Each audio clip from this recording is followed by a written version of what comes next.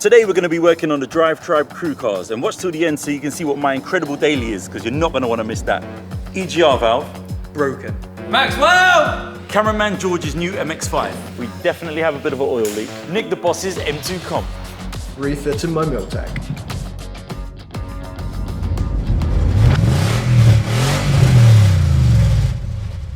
This is production manager Alex's Volvo XC60, and today I'm going to be cleaning the faulty EGR valve. First thing I'm going to do, just to check what part of the EGR valve is actually faulty, is I'm going to check if the actuator is sticking. So there is a little plastic cap over the actuator arm. I'm going to take that off and just feel it. If it's sticking, then I know the actuator is the issue. If it's moving freely, then the chances are it's got bad flow through the heat exchanger, and we'll have to take the whole thing off and clean it all out.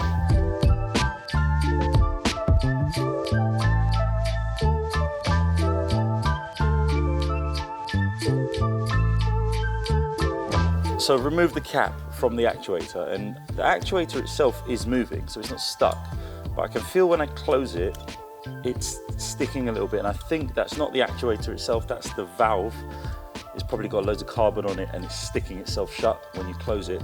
So we're gonna have to take the whole EGR valve off, including the cooler, give everything a proper thorough clean, and that will resolve the issue.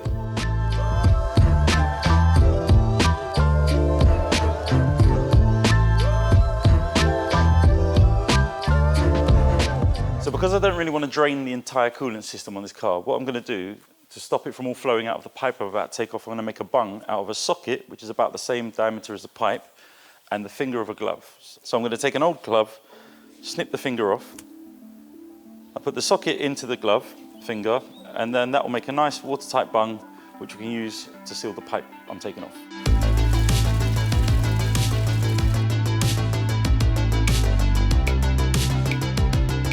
Hi Maxwell, how's it going? It's going, it's just there's a lot of stuff to get out of the way first in order to get the EGR valve off. I didn't expect this many things to have to come off the car. I know. So I can only get some work done, and I'll be back in a bit. Some real work done, yeah? Some real work. Okay, fair enough. I'll stick with it then, shall I? So as you can see, that's 120,000 miles of carbon build-up, and that's just on the pipe, cooler pipe. So the EGR is going to be rough inside. All right, I think we're just about ready to shoehorn this up out of here. It's a bit of a pig, there's a lot of stuff in the way. There we go. And here, oh, with a bit of coolant, is our EGR valve and cooler. So as you can see again, it's just full of carbon soots, carbon deposits. And this is the actual valve itself, which is the part that's sticking because the amount of carbon in there. So my plan is to clean this all up. I'm going to split this in half, clean out the cooler as well, which is here, and hopefully we'll have a nice clear, smooth running valve.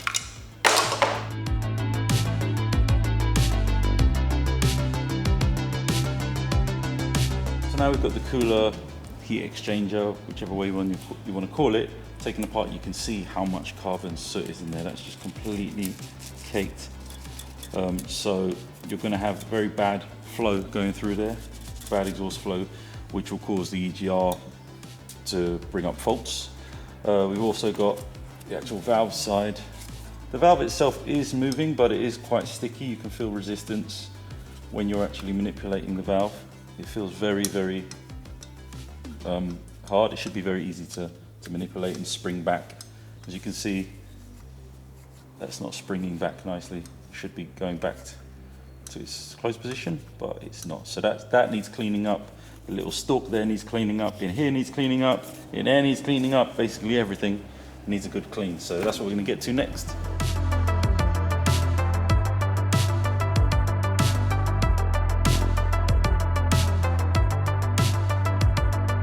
Right, so I've cleaned the valve. The valve's now moving nice and freely. The gate's no longer sticking, and the gate, inside gate, is also moving nice and freely. So now let's move on to the next one. Safety!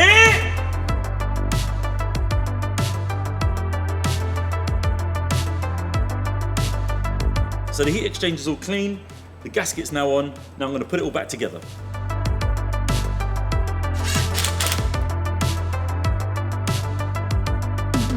So in typical mechanic fashion, I dropped 2 bolts in the engine bay and they both landed on the under tray. So I've got to send the car up, take off the tray and get them out from underneath.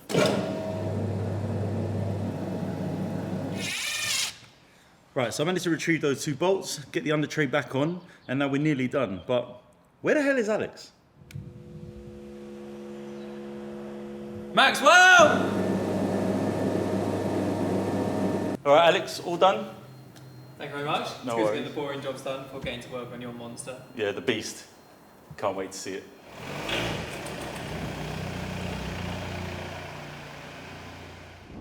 This is cameraman George's brand new MX-5 Mark I. He's just bought it off the internet, sight unseen. Let's see how bad it is.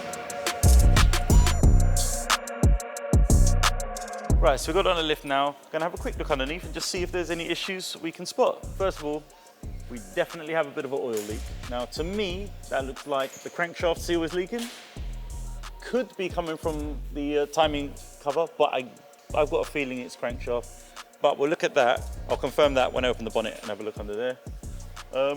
It all looks pretty good under here. There's not very much rust. It's just a bit of surface rust, but it's actually in very good condition for its age. You have got braided brake lines, so these have been upgraded at some point to some better quality ones. That's a good upgrade there. The exhaust is in very good condition. This has obviously been upgraded. Nice stainless exhaust system. All the way back, once again, we've got another little leak here. This is drive shaft seal, slightly leaky there. Otherwise, she's in very good shape. Nice sports exhaust on the back. The suspension springs look all good. I don't think we've got a bad car here, George. I think you've done all right. Looking at the brake lines, they all look in good condition. There's a tiny little spot of corrosion just starting at the front here, but I wouldn't say that was terrible. That's definitely still got life left in it. But yeah, otherwise we're all good. Brakes and suspension good, tires look good. Good MX-5. Let's have a look under the bonnet.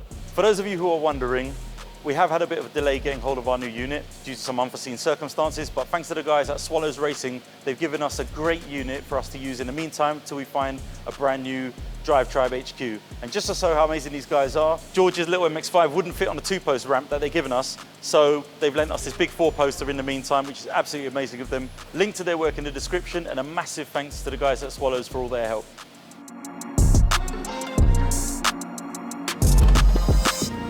To Jay-Z, no sh. Right, these are solid little Mazda engine, absolutely super reliable 1.6 and very tunable. So let's see what George decides to do with it. As for the oil leak, it's definitely not coming from up here, so I would say it's going to be the crank seal. Not a terrible fix. You've got a nice aftermarket strut brace here, absolutely beautiful. You've got some blue HT leads. I don't think they're upgrades, but they're blue and the car's blue, so that's always a win. It looks like the brake fluid's very new as well, which is always a good sign. I always check for brake fluid when I buy a used car, because it's always a good sign of whether it's actually been looked after or not.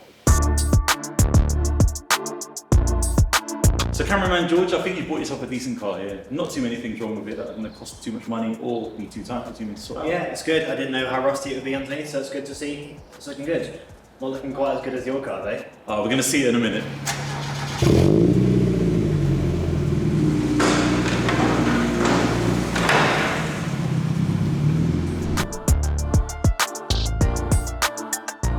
So Nick has had this M2 for quite some time now, and he fitted the Miltech exhaust system because he really didn't like the original system. However, he decided he was going to sell it, so put the original system back on, but he's realized he loves the car far too much, so now wants the Miltech back on the car again. And big shout out to Swallows once again for letting us use this massive 4-post ramp.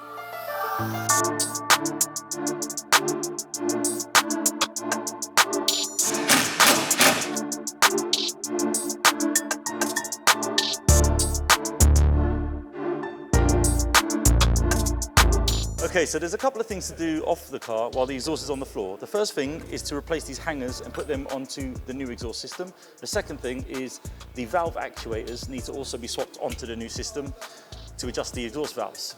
So let's get on with it.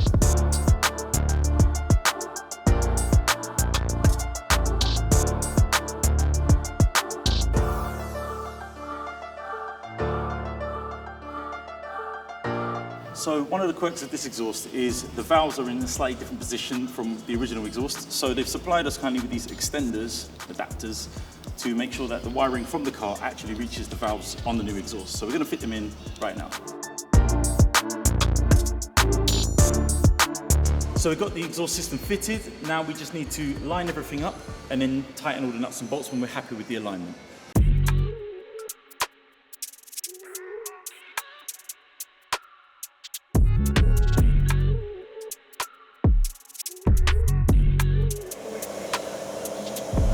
So we've got the exhaust system all fitted now. It was a little bit tricky getting it all lined up, but it's well worth it. What do you think, Nick?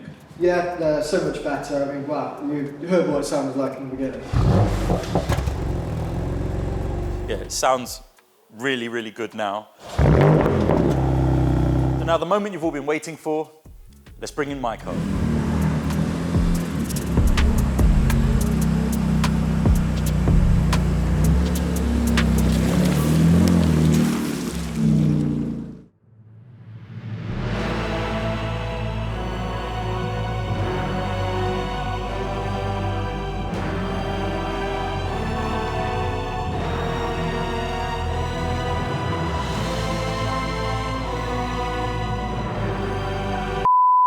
That's right, it's a Renault Kadjar. But bear with me, there is method to the madness. I bought this car out of necessity. I needed something that can carry all my tools in it, be reliable and cheap to run, and this is it. Technically, it's four-wheel drive, and it was built in conjunction with Nissan, so in my mind, it's a Nissan GTR. But let's go. She needs a service, an oil change, and that's what we're gonna do today. This car is so easy to service. First things first, air filter. So we pop this pipe off here. 2 clips, 1 on each side, and out comes the old filter. Look at the state of that puppy. She has seen better days. And that's our nice new one. So let's pop it in.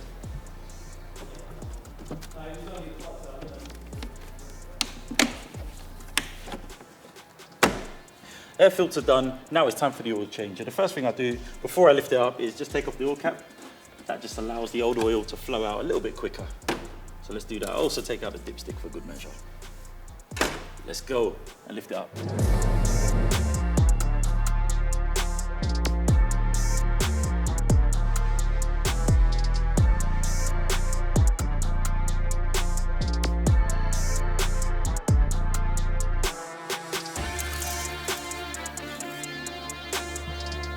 Bang on.